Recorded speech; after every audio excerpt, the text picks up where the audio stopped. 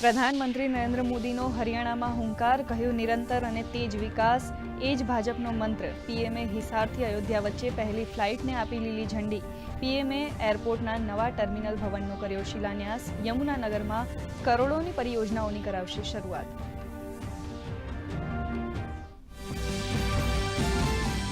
ગુજરાત એનએફએસયુ દ્વારા દિલ્હીમાં આયોજિત ફોરેન્સિક સાયન્સ સમિટનું કેન્દ્રીય ગૃહમંત્રી અમિત શાહે કર્યું ઉદ્ઘાટન. ગૃહમંત્રીએ કહ્યું, પ્રધાનમંત્રી મોદીએ એનએફએસયુનો વાવેલો છોડ આજે વટવૃક્ષ બની ગયો. ન્યાય પ્રણાલીને વૈજ્ઞાનિક બનાવવાના થઈ રહ્યા છે પ્રયાસ. ફોરેન્સિક સાયન્સ વિના ન્યાય અસંભવ.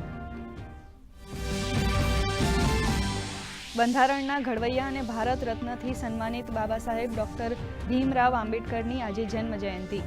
રાષ્ટ્રપતિ, ઉપરાષ્ટ્રપતિ અને પ્રધાનમંત્રીએ સંસદ પરિસર સ્થિત પ્રેરણા સ્થળે આપી શ્રદ્ધાંજલિ. સંસદના કેન્દ્રીય કક્ષમાં પણ બાબા સાહેબને અપાઈ શ્રદ્ધાંજલિ.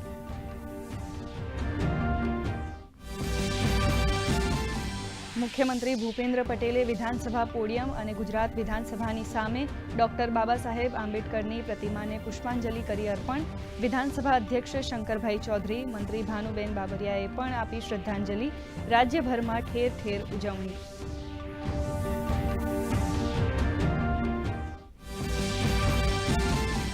ગુજરાતના દરિયા કિનારેથી ઝડપાયેલ 1800 કરોડના 311 કિલો ડ્રગ્સ કેસમાં એટીએસનો ખુલાસો. ડ્રગ્સનો જથ્થો તમિલનાડુ મોકલવાનો હતો.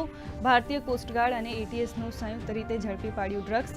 ભારતીય કોસ્ટગાર્ડના જહાજને જોતા જ તસ્કરોએ ડ્રગ્સને દરિયામાં ફેંકી થયા હતા ફરાર. ભારતથી નાસી છૂટેલા અને પીએનબી કૌભાંડના આરોપી મેહુલ ચોકસીની બેલ્જિયમમાં કરાઈ ધરપકડ. સીબીઆઈની અપીલ પર બેલ્જિયમ પોલીસે કરી ધરપકડ. કૌભાંડીને ભારત લાવવાની તજવીજ શરૂ.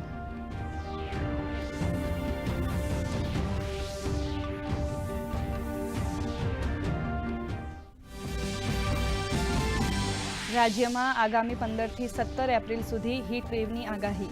કચ્છ, બનાસકાંઠા, સાબરકાંઠા, રાજકોટમાં ગરમીનું યલો એલર્ટ. હાલ મોટાભાગના શહેરમાં તાપમાનનો પારો ગગડતા ગરમીમાંથી આંશિક રાહત.